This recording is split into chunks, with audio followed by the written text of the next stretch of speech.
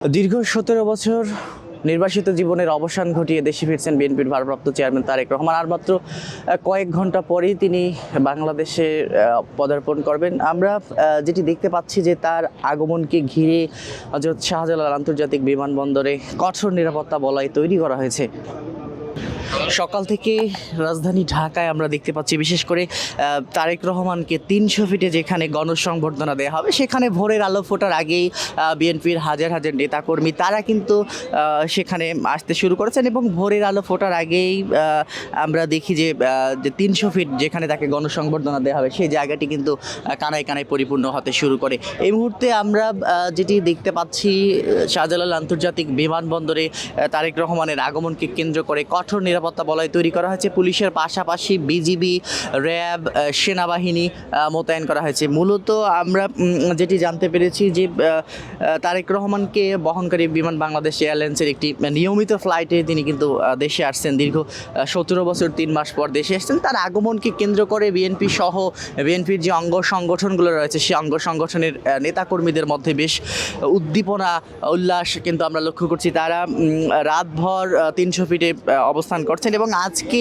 সকাল থেকেই পুরো রাজধানী ঢাকা জুড়ে আনন্দ উল্লাস লক্ষ্য করা যাচ্ছে। লক্ষ লক্ষ বিএনপির নেতাকর্মী তারা কিন্তু তাদের নেতাকে বরণ করে নেবার জন্য ৩০০ ফিট সহ রাজধানী ঢাকার বিভিন্ন জায়গায় অবস্থান করছেন এবং তারেক রহমান আমরা যেটি জানতে পেরেছি দুপুর ১২টা নাগাদ ১২টার কিছু আগেই তিনি এই হযরত শাহজালাল আন্তর্জাতিক বিমানবন্দরে অবতরণ করবেন। তার আগে তাকে বহনকারী বিমানটি সিলেটের বিমানবন্দরে অবতরণ করবে। সেখানে যাত্রা বিরতি দিয়ে আবারও ঢাকা হযরত শাহজালাল আন্তর্জাতিক বিমানবন্দরের উদ্দেশ্যে ফ্লাইটটি আসবে এবং তারপরেই এখান থেকে সরাসরি আমরা যেটি জানতে পেরেছি শাহজালাল আন্তর্জাতিক বিমানবন্দর থেকে সরাসরি নেমে তারেক রহমান এখান থেকে কিন্তু তিনি ৩০০ ফিটে যাবেন এবং সেখানে তাকে একটি গণসংবর্ধনা দেওয়া হবে সংক্ষিপ্ত। সেখানে বক্তব্য রেখে সরাসরি তিনি তার মাকে রাজধানীর এভার কেয়ার হাসপাতালে বেগম খালেদা জিয়া যেখানে ভর্তি রয়েছেন সে এভার কেয়ার হাসপাতালে কিন্তু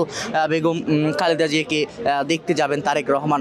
এর পরপরই আমরা দেখেছি তারেক রহমানের এই যে আগমন, সে আগমনকে কেন্দ্র করে বিএনপি সহ বিএনপির যে নেতাকর্মী রয়েছে বিশেষ করে তৃণমূল থেকে শুরু করে একদম কেন্দ্রীয় নেতৃবৃন্দ পর্যন্ত তাদের মধ্যে কিন্তু উল্লাস উদ্দীপনা আমরা দেখেছি এবং তারা বেশ কয়েকদিন আগে থেকেই তারেক রহমানকে বরণ করে নেবার জন্য কিন্তু তারা আমরা দেখেছি যে রাজধানী ঢাকায় বর্ণিলভাবে তারা সাজিয়ে তোলার চেষ্টা করেছেন এবং পুরো রাজধানী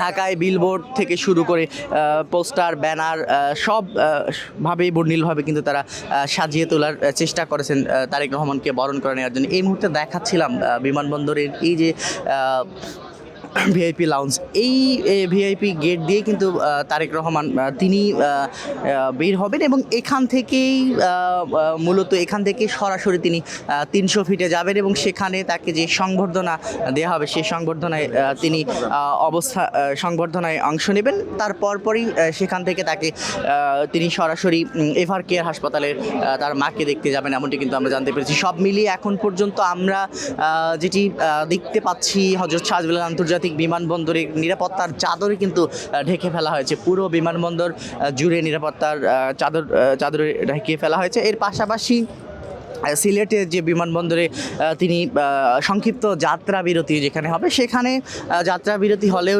তিনি বিমানবন্দরে সেখানে নামবেন না এমনটি কিন্তু আমরা জানতে পেরেছি। সব মিলিয়ে এই ছিল এখন পর্যন্ত হযরত শাহজালাল আন্তর্জাতিক বিমানবন্দরের সর্বশেষ পরিস্থিতি।